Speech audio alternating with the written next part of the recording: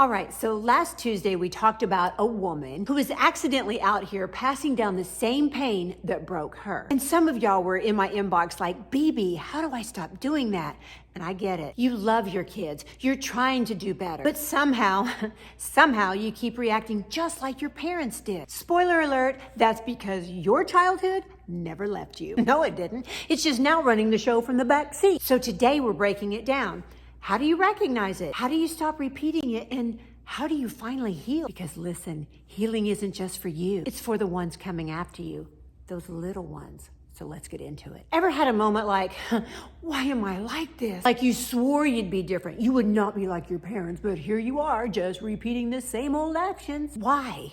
Well, because trauma doesn't go away. It just hides. Your brain doesn't say, okay, well, we're healed now, so let's just delete that unhealed mess. Nope. It stores every single experience, good or bad, and it plays it back on autopilot. Here's some examples. Over-explaining yourself because as a child, you were never believed. Quick to anger because as a child, you were punished for weakness. And constantly feeling like you have to earn love because when you were a child, you were only praised when you performed or you overachieved.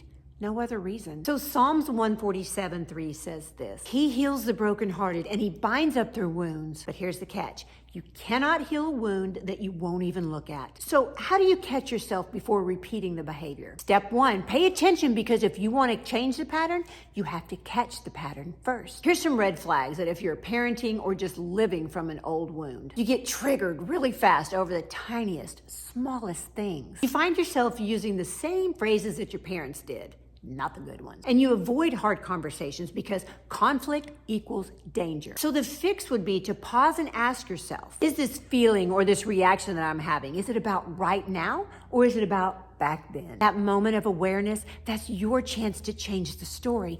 Don't let it pass you by. And so the third and final part would be how to start healing for real. Healing isn't just about being better. It's about being aware. So if you're waiting for some magical moment where you suddenly wake up healed, you're either in a Hallmark movie or God has so richly blessed you with a miracle. Because healing is a process and it can be a long, drawn out, hard fought process. So the 3 steps to start healing are this. First is catch the pattern. Notice when you're in autopilot mode. The second is you sit with it. You pause and ask, where did this come from? And 3, you replace the pattern. Speak truth over your life, such as, I am safe now. I am loved without conditions. So if God says He heals the brokenhearted and He binds up their wounds, you first have to turn it over. You can't keep hiding it and expect healing. Look, I know healing is hard, but do you know what's harder? Watching people you love struggle with the same wounds as you because you didn't deal with yours first. So you're either passing down pain or you're passing down healing. The choice is yours. And if you're ready for more, I got you. Be sure to hit the like and subscribe. And be sure to check out my parable from last Tuesday if you haven't already. And let's keep healing.